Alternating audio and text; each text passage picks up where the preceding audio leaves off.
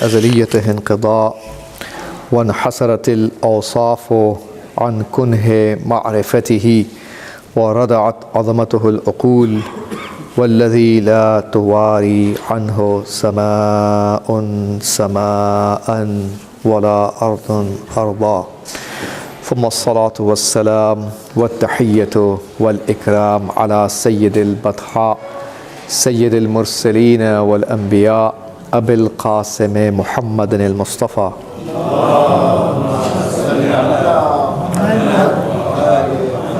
وعلى الجوهرة القدسية البتول العذراء سيدة النساء فاطمة الزهراء وعلى بعلها أمير المؤمنين وبنيها الذين أذهب الله عنهم الرجس وطهرهم تطهيرا.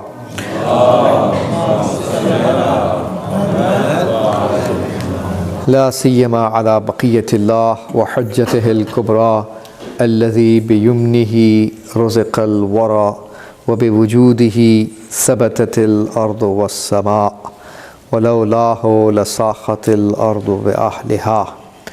واللعنة الدائمة على أعدائهم أجمعين من حين عداوتهم إلى قيام يوم الدين.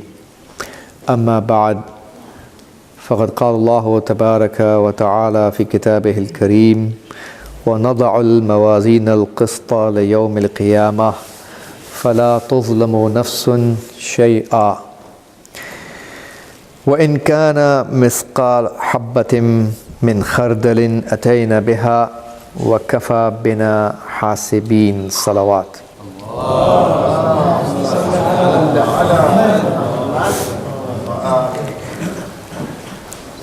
On the Day of Judgment, Allah subhanahu wa ta'ala is going to install the scales of justice,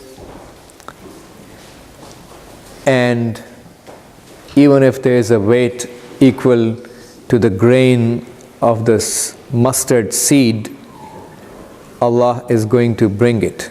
We will bring it. وَكَفَى بِنَا حَاسِبِينَ, and we are sufficient to take account. Muhasabatun nafs, and holding ourselves accountable in the month of Muharram and Safar, is the subject of my speeches in these nights. And we talked about some of those mawaqif and some of those questions on the Day of Judgment which we will be asked, and little bit of those details.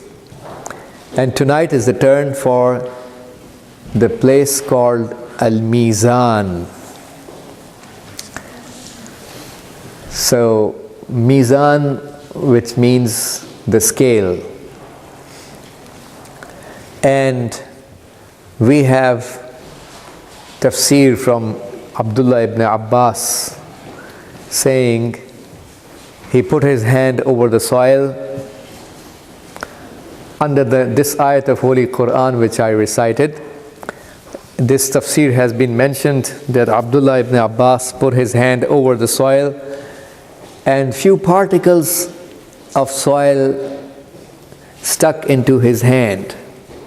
And he gave the example that even if there is any slightest haqq or batil that the people, the humanity may have performed in their life equal to the magnitude of these small particles of sand or soil, Allah will bring that much weight as well. And another narration tells also from Abdullah ibn Abbas, as we are talking about Mizan and the concept of Mizan on the Day of Judgment, that if there is a wall and you find there's a small hole in the wall and sun rays enter from that small hole and you can see the beam of the light, and inside the beam of light you can see some of those dust particles. And Abdullah ibn Abbas says that even if there is anything that a person has performed equal to the size of those dust, small tiny dust particles, that much weight of an action, good or bad, will also be brought forward by Allah subhanahu wa ta'ala. And some of the scholars mentioned in their tafsir that the word mizan is mentioned in the plural form in the ayat وَنَضَعُ الْمَوَازِينَ الْقِسْطَ لِيَوْمِ الْقِيَامَةِ, and we will put the scales of justice on the day of judgment. So some of the scholars say that the reason why Allah subhanahu wa ta'ala has used the plural in the ayat is because we have several scales, and the scale for every item has to be different from the other item.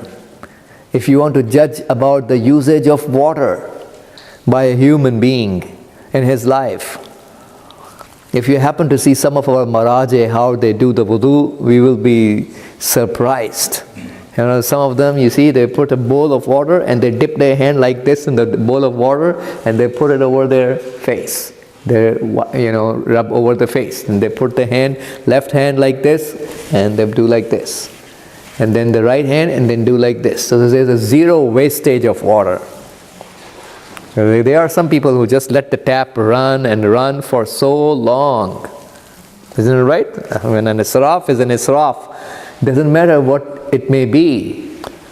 So we find that we find Hassan al-Basri was doing wudu next to the river Furat,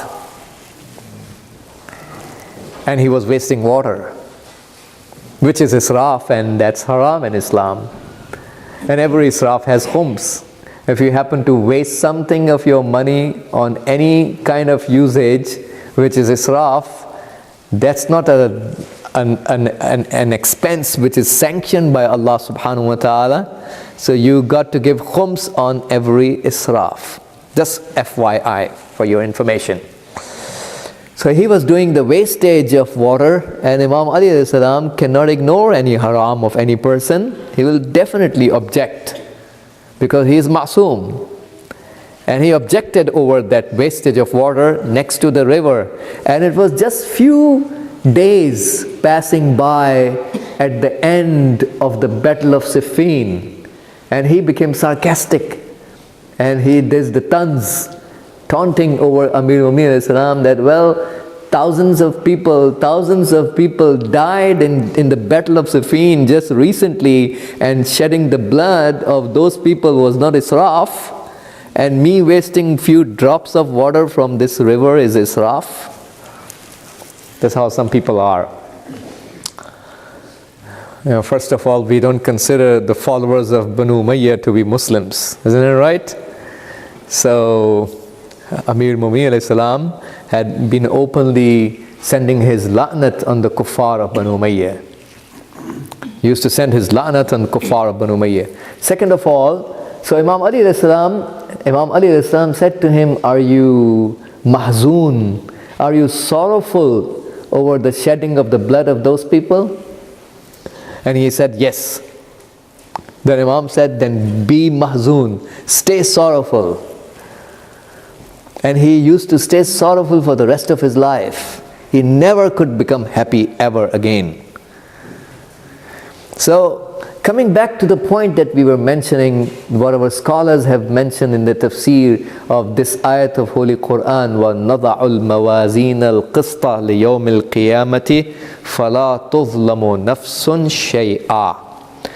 And we will put the scales of justice on the day of judgment, and no life, no person, no one would be subjected to oppression for the least. So some of the scholars say in the tafsir that the word mawazin, the plural, the scales have been mentioned because there are several scales for everything. For water there is a different scale to judge. For the air there is a different scale to judge. For the food there is a different scale to judge. For everything there is a scale which is different for the scale of the other things. Whereas in Tafsir Ruhul Ma'ani, it has been mentioned that the reason why Allah uses the plural al-mawazin, the scales, instead of saying al-mizan, the scale.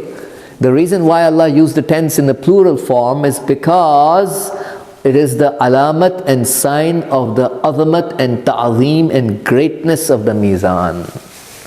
The mizan and scale itself is so great that the word is used as plural for ta'zeem, for showing respect. And we find that the mizan has been mentioned in the hadith of Rasulullah sallallahu alayhi wa alihi wasallam, where he has said to Amir al-Mu'mineen alayhi salam, Anta mizanul amal. You are the scale of the actions.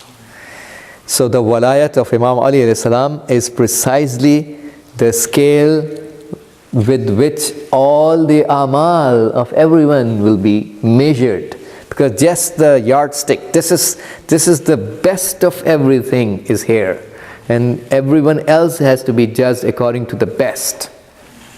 So we find, and some of the narration says that Amir al-Mu'min wal a'imma humul mawazin. In the hadith, Imam Sadiq says, Nahnul mawazinul qist. We are the scales of justice. So scales are nothing but the walayat of Ahlul Bayt alayhim salam. Please say salawat.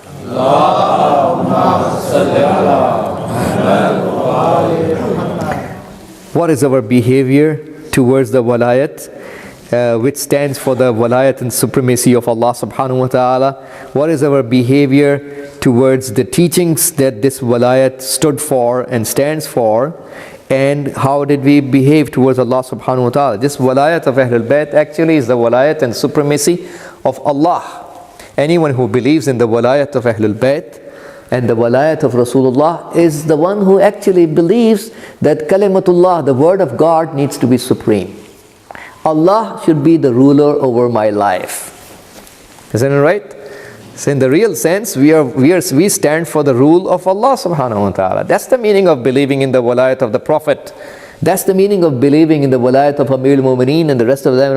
And that's the meaning of believing in the walayat of faqih as well. Isn't it right? When we say we believe in the walayat of faqih, al-jami' lish-shara'it, al-faqih al-adil, the just Islamic jurisprudent. This is exactly what we mean. We want the Islamic jurisprudence, fiqh. We want the rulings of Allah's Sharia, which has been revealed on the greatest soul in the humanity, the soul of the Holy Prophet. We are saying that the greatest teachings revealed on the soul of the greatest messenger, the rulings of our fiqh, be allowed to rule over my life. That's the meaning of walayatul faqih, al-adil. That's what my teacher Ayatollah Jawadi Amuli Hafadahullah used to say, that we don't believe actually in the real sense that the faqih who is adil, the jurisprudent who is adil and just, is ruling over us. In the real sense, what we believe is that fiqh and adl is ruling over us. His knowledge of Islamic jurisprudence is the one that is ruling over us. And his level of adl and justice is the one which is ruling over us. If we found a human on earth who had a better understanding of Islamic jurisprudence and fiqh than him, we would love to switch towards that human being. And if we found a human being having a better practice of the teachings of the Quran and Ahlul Bayt, which is justice and adl, if we found a human being who has a better adalat and justice in his spirituality, we would definitely be switching towards him. So actually we are not following the person, we are following the knowledge of the person and the practice of that knowledge, which is adl and justice. So actually fiqh and adl is ruling over the society.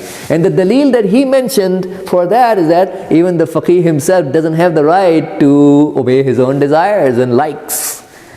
Faqih is obliged to follow what his own knowledge of fiqh dictates. So actually at the end of the day, the knowledge of fiqh is authoritative and supreme. Isn't it right? So this is what we mean when we say walayat of Allah. We are believing in the ziyarat of Amir al-Mu'mineen alayhi salam. May Allah subhanahu wa ta'ala give all of us the tawfiq to keep visiting the holy shrines of the Prophet and Ahlul Bayt alayhim salam. We say in the ziyarat of Imam Ali alayhi salam, Assalamu ala mizanil a'mal.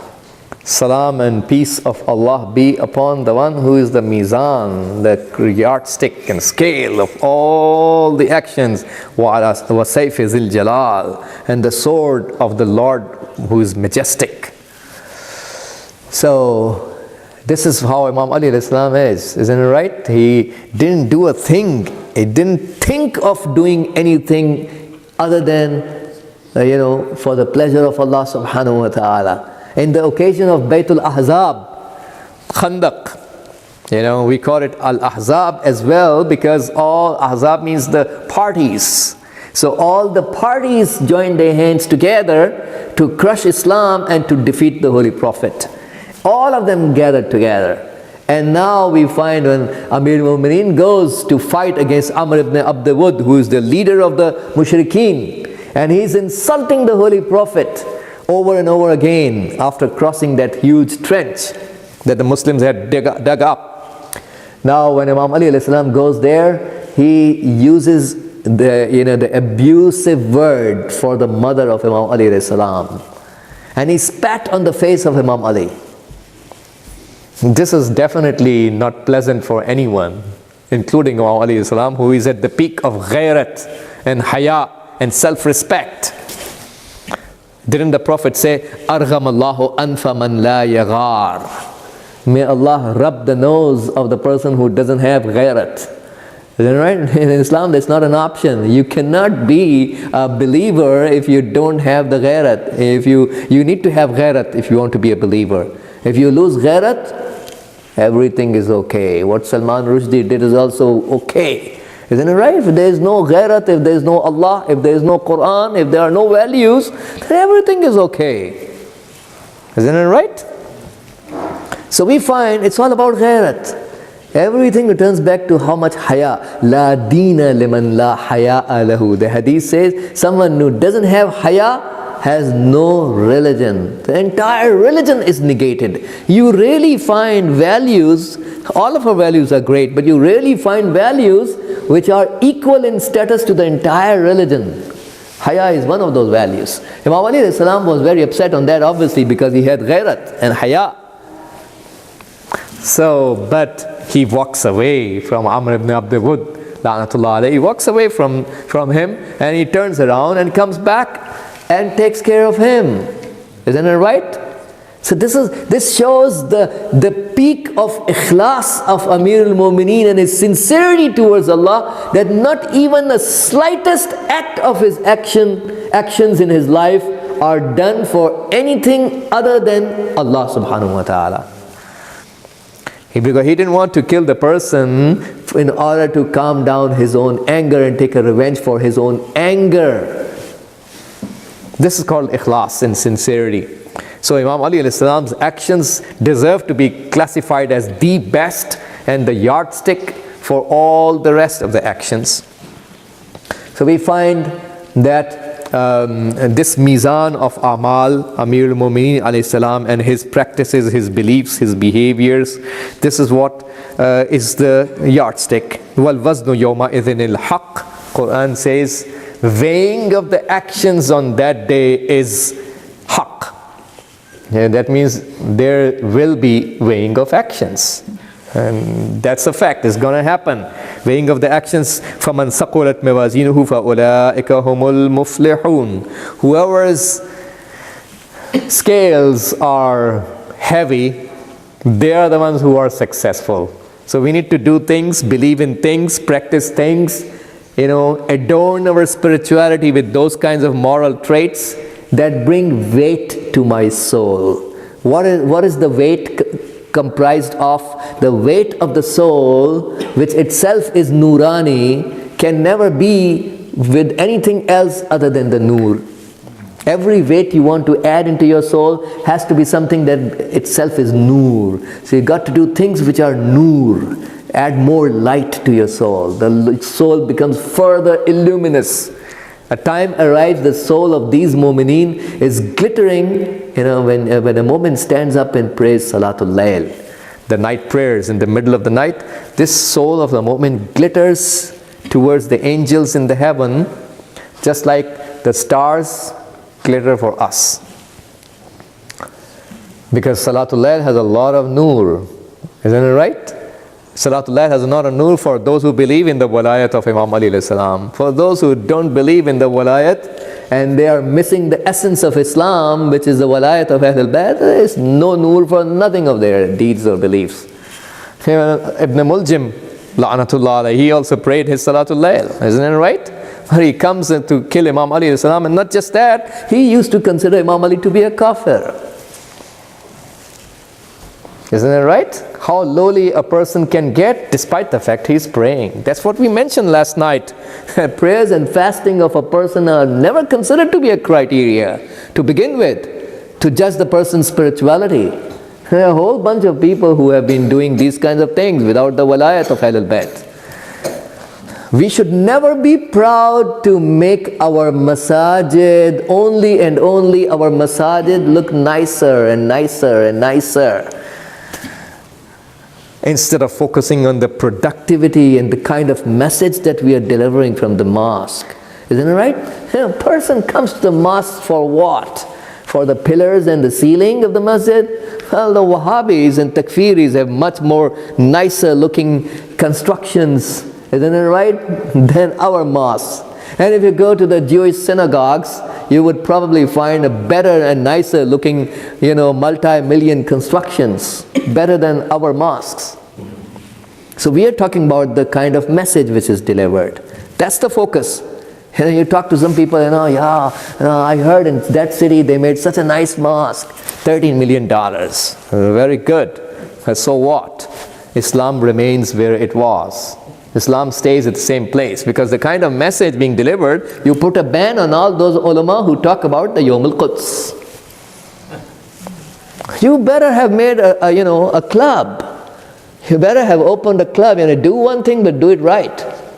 When you are making a mosque, then let the walayat of Allah, the supremacy of the word of God, rule over this construction, not your personal opinion. That's not your personal opinion club. A masjid is the house of God. Even if your opinion is different, you still, you are spending money on a mosque, very good, but please keep your opinion at home before coming to the center. When you come at center, leave your personal opinions at home. We come here to learn what's the opinion of Imam Sadiq alayhi salam.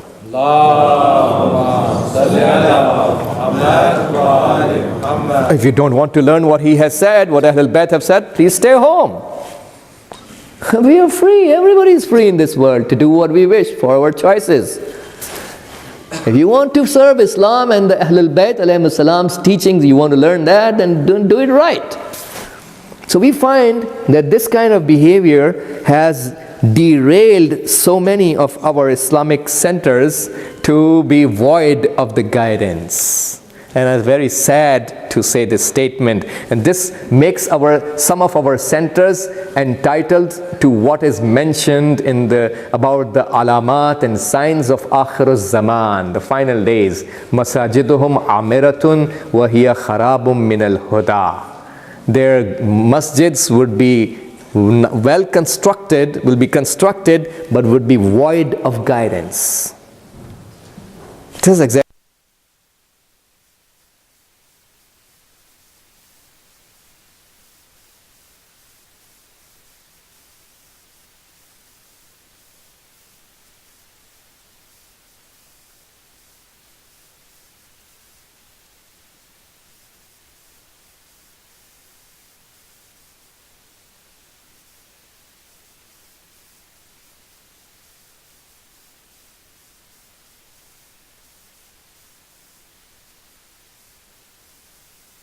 The opposite is also true. You find some of the children who are young, but they have familiarized their soul with the noor, more and more noor of Quran and Ahlul Bayt alayhim salam. So we find that they are behaving like grown-ups. Rushd, ar-rushdul aqli wa shar'i. This is what is missing. So, our customs and traditions are not going to elevate us. What provides the noor more and more to our soul is going to add weight in the mizan. This is what we are discussing tonight, about the place where mizan will be installed. Every single human is going to go through that stage, no escape. So now we find what brings the noor has to be there so that we can have more noor. Now we have the narration where Allah subhanahu wa ta'ala, we find that Prophet Dawood ala nabiyina wa alihi wa alayhi salam sa'ala rabbahu an yuriyahul mizan. Prophet Dawood once asked Allah to show him the mizan, the scale. He wanted to see the scale, isn't it right? So the narration says that فَأَرَاهُ كُلَّ كَفَّةٍ كَمَا بَيْنَ الْمَشْرِقِ وَالْمَغْرِبِ. Allah showed him the mizan, and both the sides of the scale, your scale has two sides. Isn't it right? Obviously one is for the hasanat, the good beliefs and good deeds and good moralities, and one is for the sayyi'at, the bad beliefs and bad deeds and bad moral attributes. So both of the sides of the scales were shown, and they were so big that it spans over the east and the west. And Ghushiya alayhi, the narration says, he became unconscious when he saw the humongous, huge size of the scale. Prophet Dawood became unconscious. And he said to Allah subhanahu wa ta'ala that ثُمَّ أَفَاقَ, he becomes conscious and said فَقَالَ إِلَهِ مَنِ الَّذِي يَقْدِرُ أَن يَمْلَأَ كَفَّتَهُ حَسَنَاتٍ. He said, oh my Lord, who is able to fill up this kind of side of the scale, this huge magnitude of the scale? Who can fill it up? Now look at the rahmat of Allah subhanahu wa ta'ala. Well, Allah replies back to Prophet Dawood, Ya Dawood, inni idha raditu an abdi, if I am pleased with a servant of mine, mala'tuha bitamratin, I can fill it up with one date. If you can give away one date, Allah can fill up the entire scale with the one date of charity for the sake of Allah. This is the rahmat of Allah subhanahu wa ta'ala. Didn't the Prophet say, ittaqullaha walau bi shiqqi tamratin? Fear the taqwa of Allah even though through a piece of date. Well, date is something which is extremely, extremely cheap commodity. Even in the times where the Prophet and Imam Ali alayhi salam used to live, which was the poorest times in the history of Islam. Muslims were never poorer than the time when the Prophet and Imam Ali lived. Later on, obviously, they lived a better, the situation got much, much better. Imam Sadiq alayhi salam was wearing a very nice shirt on the top, isn't it right? And a very simple shirt from the inside. This is how our Ahlul Bayt are doing the highest level of tazkiyatun nafs, taming our desires. And this Sufyan as-Sawri, who is the head of Mutasawwifa, Sufis, he objected on Imam Sadiq alayhi salam that you are the son of Rasulullah and you are wearing such a nice shirt. And he was wearing a very, very simple, a poor type of shirt. And Imam Sadiq alayhi salam replies back, which is a very long narration, I'm paraphrasing in my words, that in the time of Rasulullah, people were poor. So obviously he lived a life according to the situation of those times. In the time when Imam Sadiq alayhi salam is living, the situation of Islamic Ummah has improved. And these ni'mats definitely they belong to the mu'mineen. Why couldn't they benefit from why shouldn't a mu'min benefit from the ni'mat of Allah? In other words. And so Imam Sadiq alayhi salam said to him that he is wearing a nice shirt. This is how you protect your izzat, your dignity in front of the community. Islam is not here to make us humiliated in front of the rest of the people. Obviously we will protect our izzatun nafs, our dignity in front of the rest. We wear nice clothes, which is according to our haysiyatun urfiya, sha'nun urfi, our social status. That's allowed in Islam. And he was wearing a very simple shirt from the inside, whereas Sufyan al-Thawri was doing exactly the opposite. He was wearing a very simple shirt from the outside to deceive the people as riya and showing off, and he had a very expensive shirt inside. So when he can move away from the crowd and goes to his own gatherings, he can take off the poor shirt and then display how rich of a man he is. So we don't do like this in Islam. We maintain our respect in front of the community. So Imam Ali Salam's time and Prophet's time was a poor time.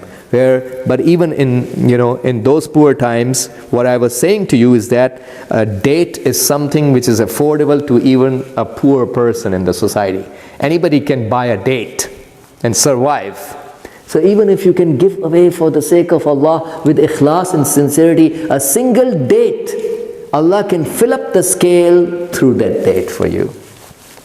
But the bottom line is that we care about those teachings that Allah subhanahu wa ta'ala has mentioned. How we have our mizan khafif. وَمَنْ خَفَّتْ مَوَازِينُهُ. The ayat of Quran teaches us, وَمَنْ خَفَّتْ مَوَازِينُهُ. Those who have their scales khafif, that means less weighty, they are the ones فَأُولَٰئِكَ الَّذِينَ خَسِرُوا أَنفُسَهُمْ. They are the ones who have lost their lives. They have lost their selves. So these people didn't care about the teachings and ayat of Allah subhanahu wa ta'ala. When Allah subhanahu wa ta'ala was teaching us to do certain things, we ignore the ayat of Allah. So now we find when the mizan is installed, at that occasion there are certain questions at the point of mizan. And tonight I would like to talk about those questions which are related to the place of mizan. The first one is fakku raqabatin, setting free the slave. Those of the rulings of Islam where we are asked to set free a slave. For example, if you missed a fasting. Well, nowadays we don't have the slaves, and Islam eradicated the problem very successfully. Isn't it right? So with various rulings that were sent by Allah subhanahu wa ta'ala, the slavery was eradicated. So those of the times when, and those of the instances where the slave had to be set free, those who did that will be able to reply positively to that question. And the second question that will be asked on the stage of mizan, the scale, is about Quran. Question about Quran relates to the mizan when the scale is installed. So how much did we give importance to the Holy Quran in our life? Definitely Quran has three responsibilities on our neck. Learning the Holy Quran to recite, learning to recite it properly, and understanding its meanings, and then practicing its contents. These are three responsibilities. And Quran is a book which is a tajalli and reflection of Allah in the word form. Because Imam Ali has said in Nahj al-Balagha, tajalla lahum subhanahu fi kitabihi. Allah subhanahu wa ta'ala has shown His tajalli and reflection in His book. This is the reflection of Allah. This is how Allah subhanahu wa ta'ala is reflected. So Quran is one of those things that salasatun yashkuna ilallahi azza wa jal. Rasulullah sallallahu alayhi wa sallam has said that three things are going to complain towards Allah. The first thing is alimun baina juhal, a scholar who is among the ignorants. Obviously, if the scholar is not benefited from, he's there, but people are not ready to learn from the knowledge of Quran and Ahlul Bayt, this is where the scholar will have a right to complain about his community. So we want to invite those of the people who can entertain our gathering, isn't it right? Religious entertainments. Religious entertainment, so the people like it. Likeness of the people. What has likeness of the people to do with the Majlisul Aza of Abi Abdullah al-Hussein alayhi salam? Isn't it right? This we consider the Majlis al-Aza of Imam al-Hussein al-Salam to be one of the biggest ibadat and worships of Allah subhanahu wa ta'ala. We are doing it for the sake of Allah. We are here to please the Rasul and Ahlul Bayt and Sayyidatu Nisa al-Alameen Fatimatu Zahra salamullah.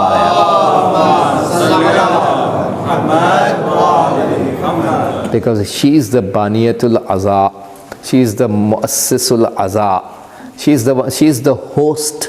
Our Urafa say the host of every Majlisul Aza in the heavens and on the earth is no one but Fatimatu Zahra salamullah alayha. Every Majlisul Aza is actually, as a matter of fact, not an emotional statement, as a matter of fact, established by the barakat and tawfiq of Allah that is provided through Fatimatu Zahra salamullah alayha.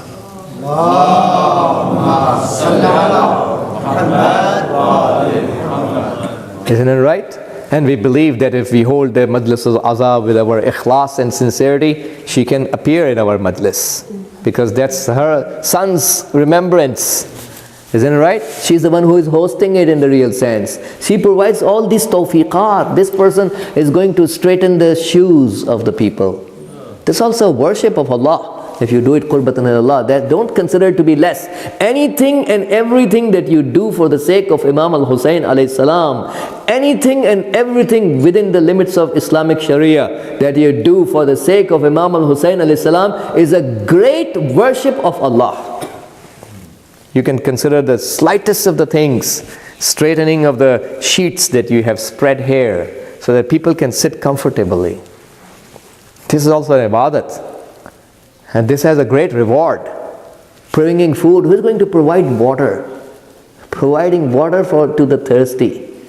You know, this is one of the greatest things. When Rasulullah saw Hazrat Hamza, Sayyidul Shuhada, Hazrat Hamza was given the title of Sayyidul Shuhada at that time by Rasulullah sallallahu alaihi wasallam.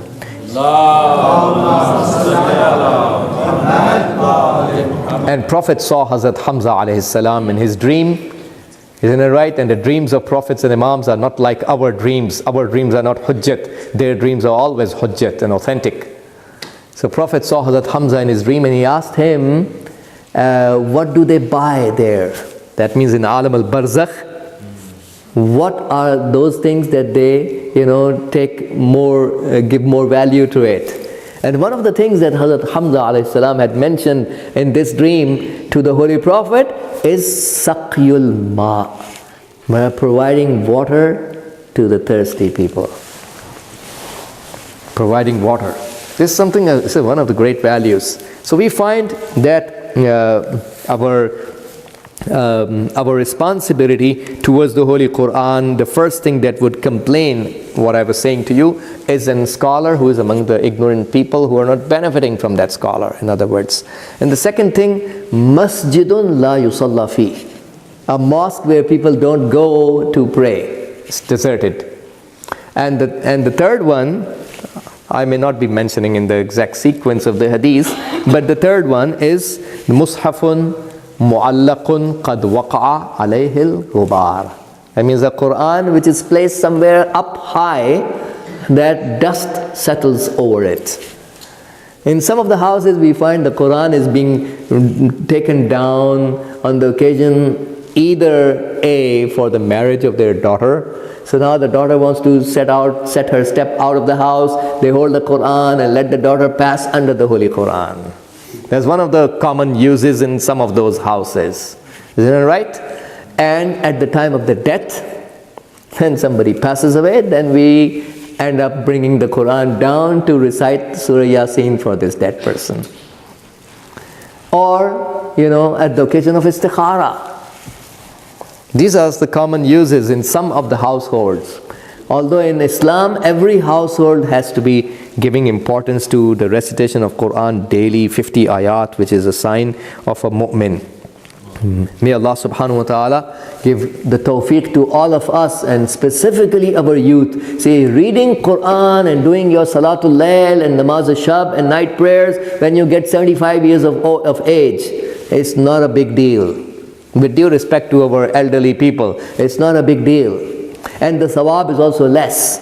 But doing the same 2 rakat prayers as nafilah, doing the same salatul layl, reciting the Holy Quran, giving away the charity, doing anything, doing a mustahab fasting when you are young, has much more sawab in the eyes of Allah subhanahu wa ta'ala as you doing the same deeds in your elderly age. Actually, we have narration that tells us if a person used to do certain good deeds when he was young and now because of age, obviously a person gets weak, a person gets, so many diseases, so many sicknesses, injuries, isn't it right? Complications in his health. Because of his health situation, a person used to perform nice deeds. Because of his health, elderly age, he is unable to do. Allah is going to give him the sawab without him doing the deeds in the elderly age. This is how the rahmat of Allah is. But the bottom line is that we need to start these things from the early age. And this is also, please say salawat.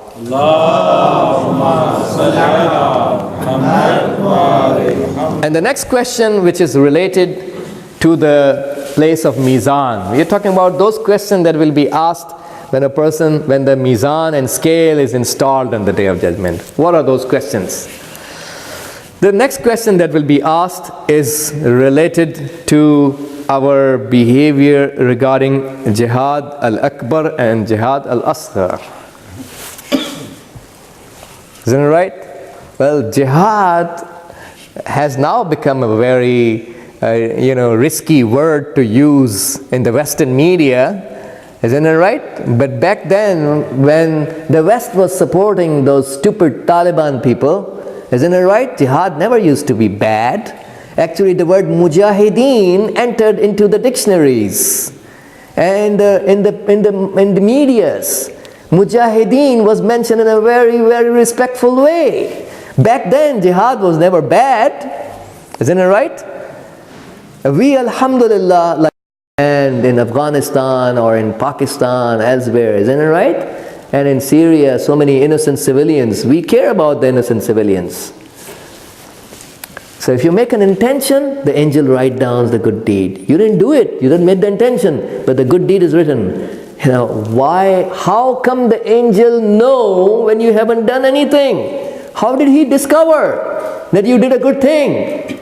This is what our scholars reply to that answer. Because of the beautiful smell that starts coming from your soul. As soon as you make an intention of doing a good deed, although you didn't start any action practically, a beautiful smell comes because of the noor of that niyat. This is how the angels discover, and that's how they would write down the good deed, because they now can smell the beautiful smell. Please say salawat.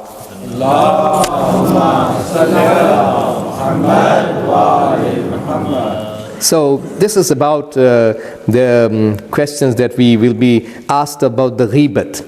And the next question relates us to namima, chughalkhori, nammam. In the time of Prophet Musa alayhi salam, and there was no rain.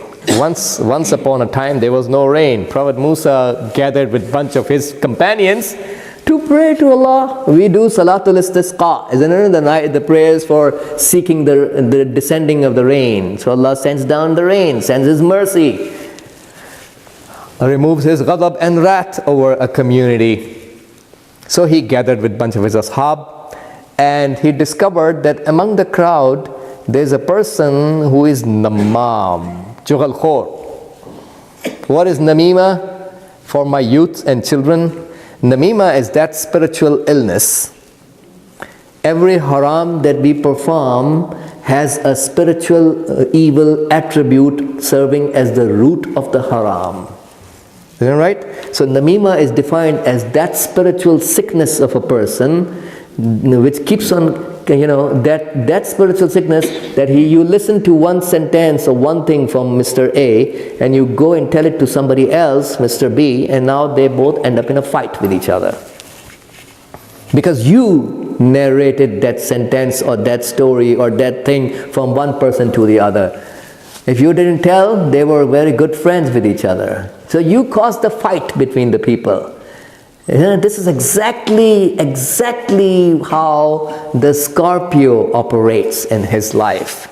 And these people will be resurrected in the form of Scorpios. That's exactly they used to do. They asked for it. Allah is just. They asked for it. They were causing fight. They were stinging the people. So we find that Prophet Musa discovered that the reason why the rain is not coming down, despite a prophet of Allah who is Ulul Azm, one of the greatest 5 messengers of Allah. Although Ulul Azm, we have, some other aqwal and statements of scholars as well. Some scholars of Ilm al-Kalam say Ulul Azm are 18, not 5. But this is a famous statement, the Ulul Azm messengers are 5. So one of the 5 greatest messengers is there, and they're with the ashab, and the rain is not coming down. He discovered there's one person who is namam, chughal khor. Now Prophet Musa asked Allah subhanahu wa ta'ala to identify the person so the person can be taken out of the crowd. Allah replies back to Prophet Musa, I stopped the people from doing namima, this kind of haram. In other words, I am the one, I stop the people from doing that. I also become namam, I also do the same haram. Obviously, when Allah is going to identify and say to Prophet Musa, this guy, Mr. So-and-so, he's the one. So he's also, creating fight between Prophet Musa and him. Prophet Musa's ideas and opinions about him would change, and his relations will turn into bad. Isn't that right? So I stop the people from doing namima, and I myself become the mom. Ask the people, all of them, to do istighfar, and I will forgive them and send down the rahmat upon them, the rain upon them. This is exactly what they did. Please say salawat.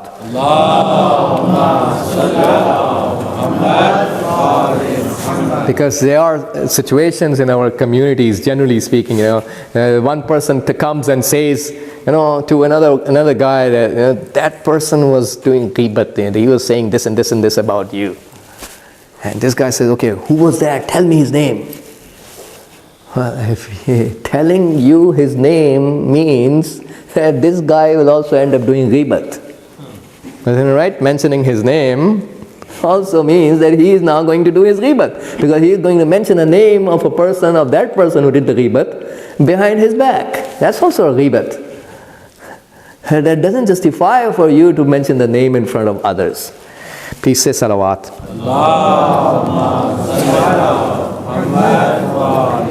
So, and we will continue inshallah the next of there are a few more questions that we will continue later on, but the last one that I would mention tonight is about tafaqquh fi din.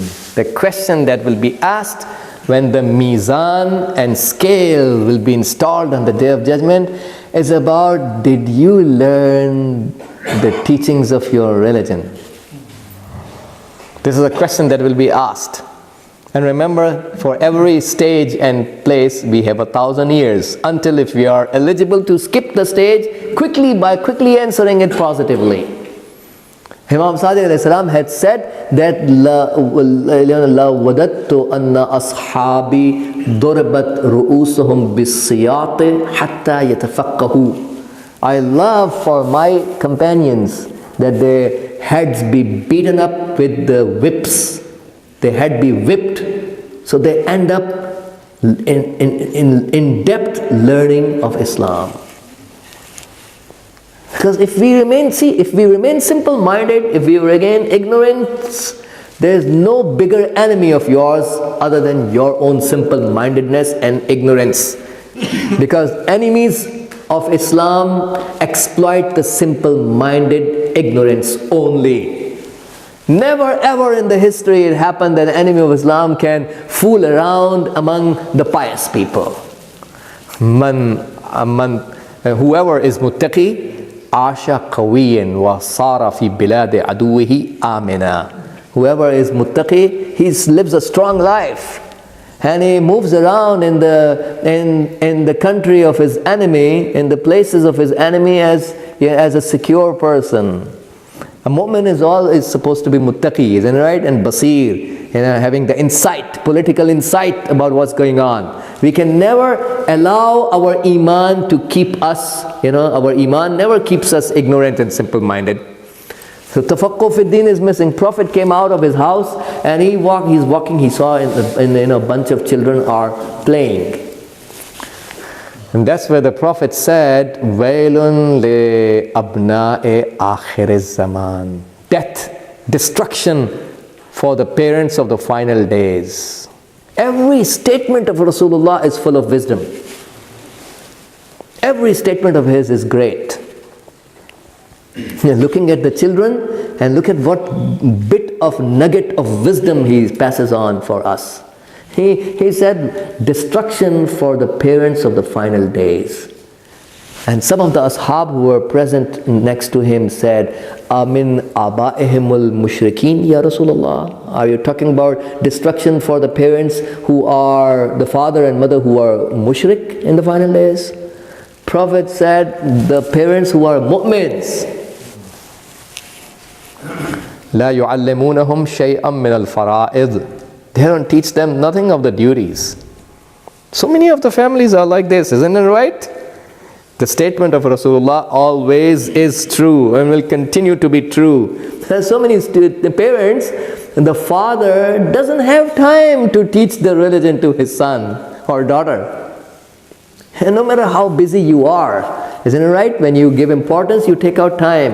If your daughter or your son does not practice the religion of Ahlul Bayt, the prime responsible person for this negligent behavior is the father. Because in Islam, the children belong to the father, primarily. Isn't it right? And second of all is the mother. His father himself doesn't know about that. How would he teach? This is about tafaqquh fi deen. When we don't know, and then a prophet says that radu bi'ardin yasir min ad-dunya. They will become radi and pleased about a little temporary thing of dunya. And just because my son is doing this, he has a nice job, he has this, he's working fine, he's making money, that's enough. We'll turn to the religion only when things go rough, isn't it right? If I lose my job, then I come to a Maulana, please give me some dua, because I lost my job. Otherwise, if we have dunya working well for us, we don't care about the religion. This is the ignorances of the people which is actually backfiring them. And some people in this category are the ones who are victims of shaitan more than anyone else, and victims of taghuts more than anyone else. Not those who are mutafaqqih and they have understandings of Islam. And this is what Imam al-Hussein, according to some scholars, the only person to whom Imam al-Hussein sent a letter is also a faqih. من الحسين بن علي إلى حبيب بن مظاهر إلى الرجل الفقيه. Habib ibn Muzahir, from Hussein, son of Ali, to a man who is faqih. Habib, the son of Muzahir. Oh, what a great person Habib is. May we all be sacrificed for Habib. Habib is not an ordinary man, isn't it right? Our scholars, our urafa say that there are even darajat and levels among the shuhada of Karbala. All of them are great. All of them are great, but not all of them are equal. Hur is the one who is working for the army of Yazid. La'natullah alayh. Isn't it right? And in the final day, he changes. One night ahead of the Ashura.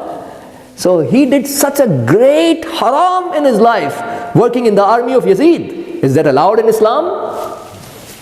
Where Habib ibn Muzahir never served any taghut throughout his life. There is no comparison whatsoever between the highness of Habib and the highness of Hur.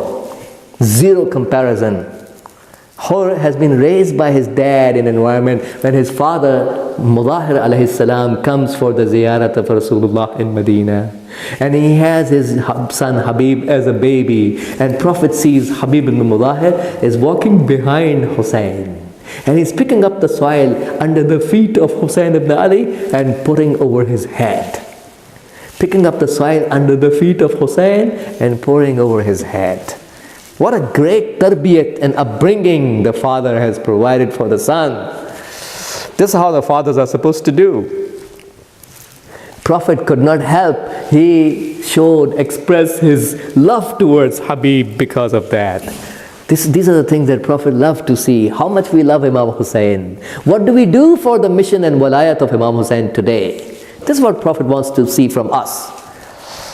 Habib ibn Muzahir min al-Husayn ibn Ali ila al-rajul al-faqih. To the man who has the knowledge of fiqh. And Imam Hussein said in his letter, the postman arrived at the door and he delivered the letter. Habib saw the letter of my Mawla Imam Hussein, sent a letter for me. And he's saying that we are surrounded by the enemies.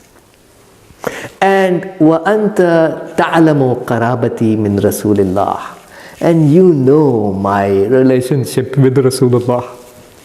Obviously, what is the relationship? How much close Imam al-Hussein is towards Rasulullah? Habib knows best.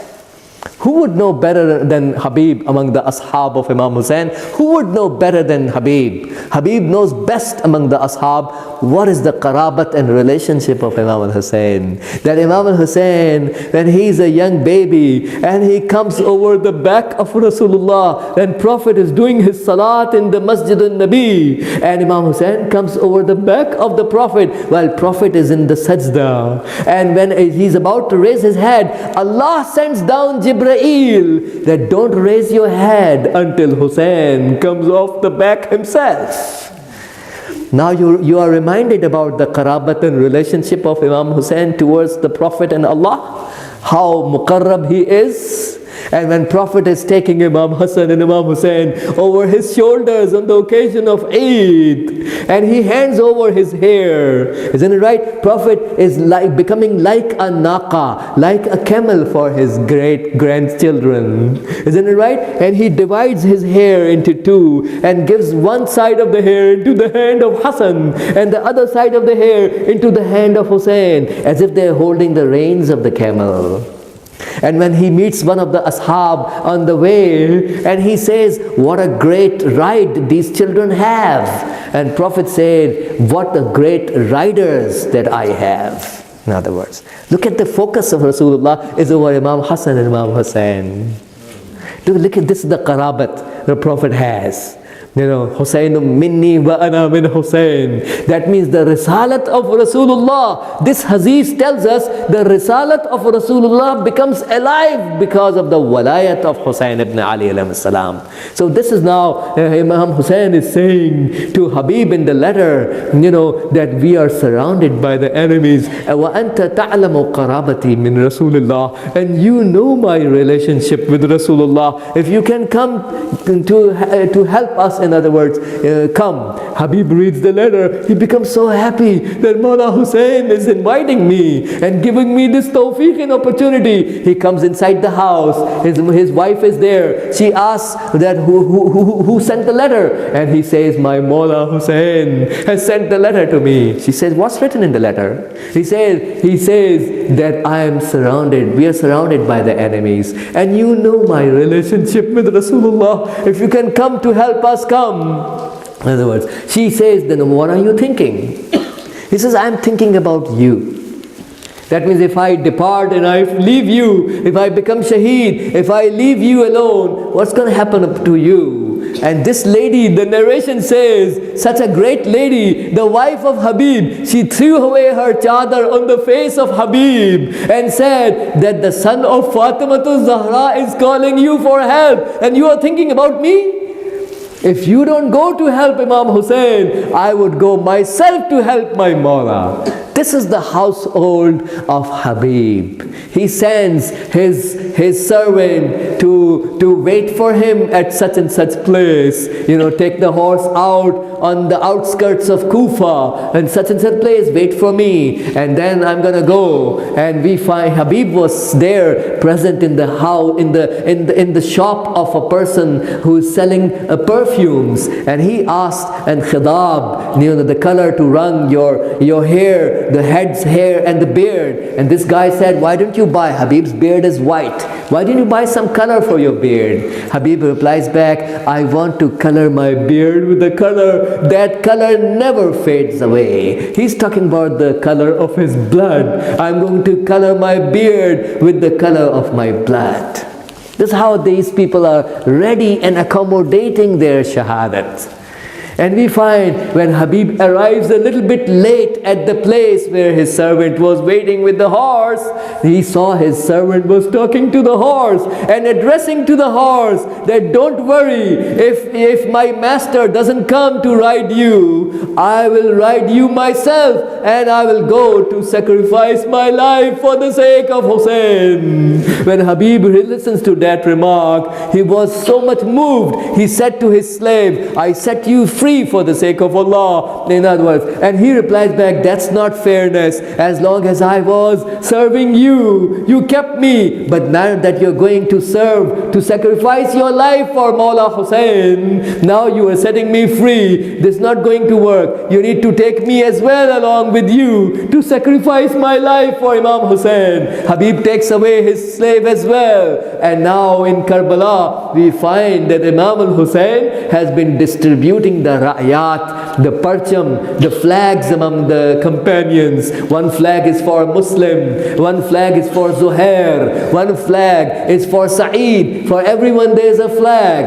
And now there was one flag that he did not give away to anybody. And when someone asked, you didn't give away this flag, Imam says, the one who deserves that flag is about to arrive. And soon they discovered the dust appearing from the side of Kufa. And these people welcome Habib ibn Mudahir in coming and joining the camp of Imam al-Hussein. When Hazrat Zainab hears that news that someone has arrived, she sends Hazrat Fidda to find out who is the person, because obviously she has been hearing the news. Now the army of Umar ibn Sa'ad has arrived. Now such and such further armies have arrived against Imam Hussein. She sends Fidda alayhi salam to find out, and she comes back and says that this is time, this is the Habib, the childhood friend of Hussein has arrived. When Hazrat Zainab hears that news, she says to Fidda, go and say my salam to Habib. Hazrat Zainab is saying her salam to Habib. Now Habib, when he hears that remark, the narration says Habib sits down over the Maidan and the soil of Karbala. He sits down there and he picks up the soil from the ground and starts pouring over here his head and says, what a time has arrived that my lady Zainab, such a great lady Zainab, in other words, she's saying salam over a person like me.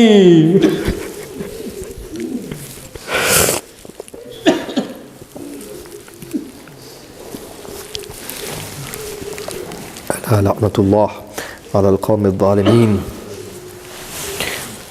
وسيعلم الذين ظلموا أي منقلب ينقلبون إنا لله وإنا إليه راجعون إلهي بحق الزهراء وأبيها وبعلها وبنيها والسر المستودع فيها اللهم انصر الإسلام والمسلمين واخذل الكفار والمنافقين اللهم انصر من نصر الدين واخذل من خذل المسلمين اللهم انصر واحفظ وأيد علماءنا الربانيين ومراجعنا الربانيين لا سيما الولي الفقيه قائد المسلمين اللهم انصر جيوش المسلمين وعساكر الموحدين اللهم فك عن الأسراء المسلمين اللهم وفقنا لما تحب وترضى وعجل في فرج مولانا صاحب الزمان واجعلنا من أنصاره وأشياعه وأتباعه وأعوانه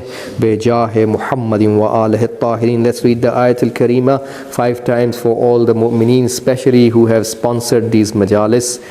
and those who have been serving the food in the love of Imam al-Hussein alayhi salam for their hajat, and all the mustad'afeen and mahrumeen and mazlumeen, especially those who are defending the haram of Sayyidah Zainab sallallahu alayha. A'udhu billahi minash shaytanir rajim. Amman yujibul muhtarra idha da'ahu wa yakshifus su'.